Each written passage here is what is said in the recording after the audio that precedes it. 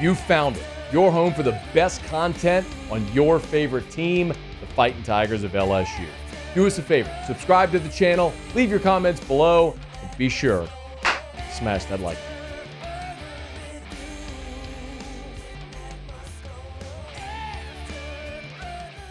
Hey, Muse. Yeah.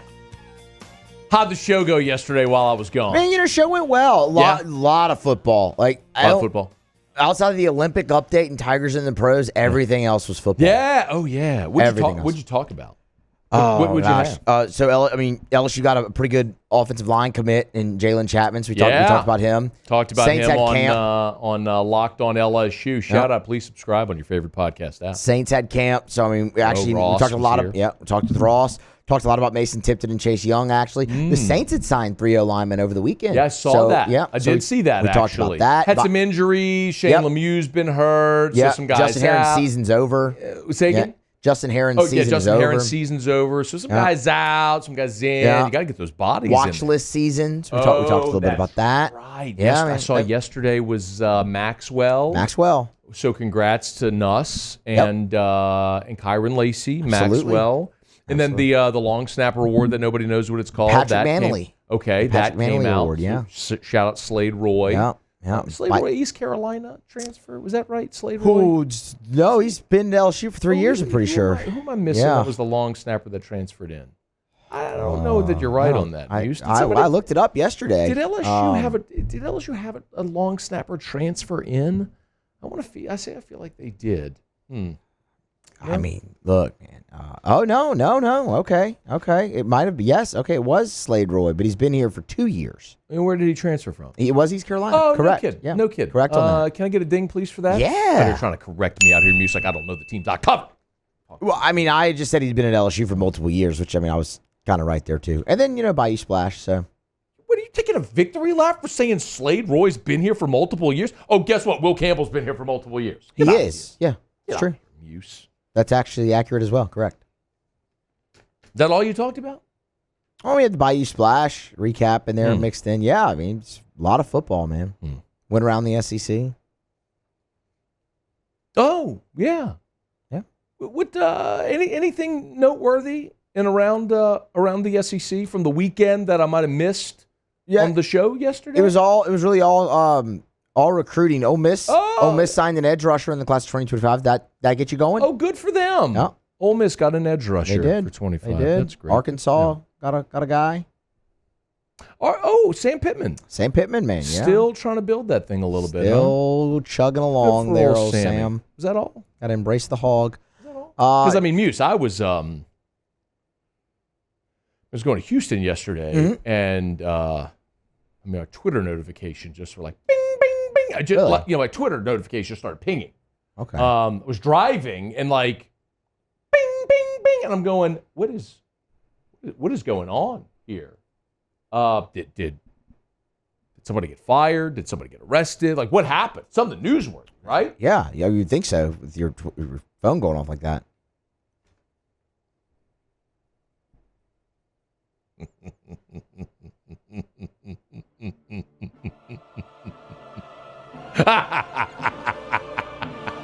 Well, Muse, it started with Antonio Coleman. 4-star defensive lineman Antonio Coleman, who had been committed to Alabama. Not anymore. Hey, Muse, but guess what? What's that? At least Kalen DeBoer didn't lose someone to UCF this time. This time. That did happen. I don't know though, Muse. If there's one place for Alabama to lose a prospect to that might be worse than a little bitty school in Orlando that plays in a place called the Bounce House. So good. What might that one place be, Muse? Oh, I would have to say the University of Auburn. I'm sorry, did you go to University of Auburn? I did. Wow. Yikes. Auburn University. Oh, my God, Muse, you're fired. What are you doing? Like, you don't know who Pete Sampras is. Hanging out. You called it the University of Auburn. I think you're done, bro. Oh, recruits can do it, but I can't? Yeah. I don't think that's They're how it is. 18 and they're really good at football. You're not. True. Either of those things. That's true. You should know better. The university. He flipped to that cow college, Muse. Louder, Muse. Come on. How many times have we done this? I'm starting to lose count. And we ain't even close to being done. Antonio Coleman, 4-star defensive lineman, the number 14 defensive lineman in the country, the 10th best player in the state of Alabama, looked Kalen DeBoer straight in the face and said, "Hey, Kalen, I'm going to the Cow College. I'm not interested in playing at Brian Dennehy Stadium on Nick Saban Field. Not interested in it one iota. I want to go play at Jordan Hare for a real coach in Hugh Freeze." And that bumped Auburn up to 18 commits, Muse. And you'd think that at that point, my Twitter mentions might get a little bit of a breather, but oh my goodness. My dear friends, no. Nay. Nary a break did my Twitter mentions get, because a short time later, it happened again, Muse. Again? Oh, it happened again. You ever heard the name Derek Smith, Muse? I have heard of Derek Smith. Did you just hear of him yesterday? Because that's the first time I heard of him. That is exactly when I heard of him for the first time. He's an athlete, though, right? 7th best player in the state of Alabama for 2025. The number 2 athlete in the country. Had previously been committed to Alabama. Oh, he flipped too, Muse. Oh, yeah? Yup. Not to UCF. Okay.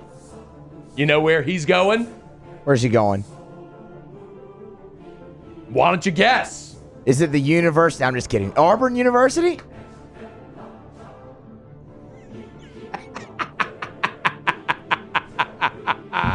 Not one, but 2 blue chip recruits from the state of Alabama on the same day, flipping from Alabama to that old cow college down the road.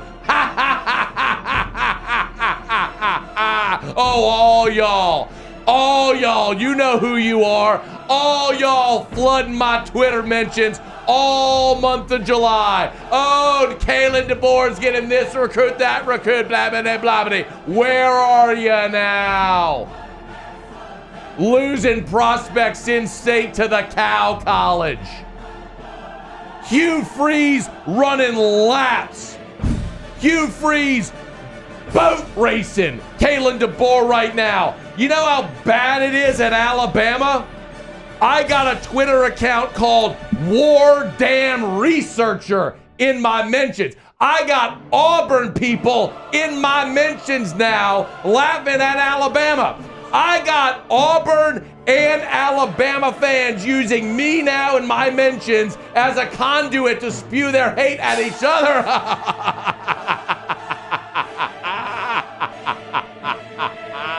It's glorious. It's glorious, Muse. You want to know what War Damn Researcher told me? I do. He sounds credible. For the first time ever, and it's on Twitter, so it's got to be true. Has to be. For the first time ever, Alabama is not expected to land a single top 10 recruit in the state of Alabama. The number 1 player in the state, Naeem Offord, he's committed to Ohio State. Jared Smith, Auburn. Malik Autry, Auburn. Jacaleb Falk, Auburn. Eric Winters, Auburn. Zion Grady, Ohio State. Derek Smith, Auburn. Jordan Crawford, Auburn. Anquan Fagans, Auburn. Antonio Coleman, Auburn. What name did I mention a lot there, Muse? Auburn. Who coaches Auburn? Hugh Freeze. A real coach. Get used to it, Bammers. You know it. Congrats, Kalen. Better to lose commits to an SEC school instead of UCF. You know what Coleman and Smith realized? Auburn's got the best coach in the state. A coach that took the little runts in Oxford and won a damn Sugar Bowl with them. Took them to back-to-back New Year's Six games. The runts in Oxford, who literally have a banner in their stadium celebrating a 2003 SEC Western Division championship when we all know Eli fell down. They've never been to Atlanta and haven't won a damn thing of significance since Johnny Vaught was the coach. Single bar face masks, if they had them back then. Hugh Freeze led that team to glory, and now he's at the Cow College. Yeah, by the way, Hugh Freeze, who last year in his first year at Auburn, a terrible Auburn team that Hugh Freeze took over. Y'all needed a 4th and 31 plum miracle to beat Auburn in Freeze's first year. And you know why they got that miracle, do you, Muse? Why'd they get the miracle? I've told you this so many times. Because Nick Saban made that damn deal with the devil. And he won 11 bajillion national championships, and he's the greatest damn coach ever. But I told y'all that the day he left, the devil would open up a sinkhole right there at the 50-yard line on Nick Saban Field, appropriately named now, in Bryant Dennehy Stadium, and suck the collective Alabama football universe to the depths of football. Hell, that is the debt that has to be paid for all of the years, the nearly 2 decades of 4th and 31s. But Nick's gone. All that's left is old Kalen DeBoer. And all these players are realizing the same thing. Hugh Freeze is the best coach in that state. Talent on that roster is eroding. Looked up a 2025 mock draft. There was one Alabama player in the first round, Tyler Booker, number 29. Vegas has your over-under at 9.5. And you know what I hear all the time, Houston? You know what I hear? What do you hear? This is what I hear all the time in my Twitter mentions from those Bammers who are really not liking being mocked by me all the time. You know what I hear all the time? What do you hear all the time? But LSU, but LSU, but LSU. Let me ask you something, Muse. All right. All the times that we've done these segments, how many times have I ever mentioned LSU? Oh, that'd be 0. Yeah, never. You want to know why? I know what LSU is. They're a great program. Since 2003, the only program to win more national championships than LSU is Alabama, and the greatest coach ever, who's no longer coaching Alabama. But this ain't about LSU. It's about it being anyone other than you. And every one of you is coming to that realization right now that it is over. It will never be the same. You all remember Mike Price and Mike DeBose and Dennis Francione and Mike Shula. Oh yeah, you're going back there. I'ma say it again. I'm not telling you you're gonna be bad. I'm not telling you you're going 6-6. I'm not telling you you're never gonna win again. I'm not telling you LSU's gonna be great. I'm not even telling you LSU's gonna beat you this year. What I'm telling you is your days of living a charmed existence, your days of walking into the stadium every single Saturday knowing you are going to win, your days of having the greatest coach in the history of college football on your sideline, recruiting the greatest roster in college football year after year after year, those days are over. And your 3-year drought after this year will be 4, and after the next will be 5, and I can add, so after that it'll be 6, and the longer that drought goes, the more y'all are gonna melt. It ain't got nothing to do with LSU. It's got everything to do with it being anyone but you. And you know who knows that? Antonio Coleman knows that. Derek Smith knows that. And all of the top 10 players in the state of Louisiana all of the top 10 players in the state of Alabama who are looking at Kalen DeBoer and that crimson burning structure and saying, no thanks. I'd rather go to the Cal College. They all know it as well. And whether you want to acknowledge it, you know it too. So flood my Twitter mentions. Encourage me to perform fellatio. What's up?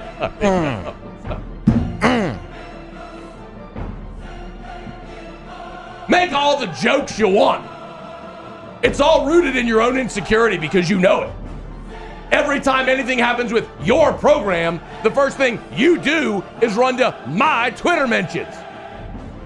While I just sit back and watch and laugh as the flames engulf your crumbling, smoldering, once proud Crimson Empire.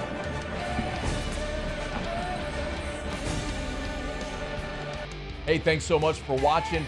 Please leave your comments. I love to interact, and be sure to hit the red subscribe button below.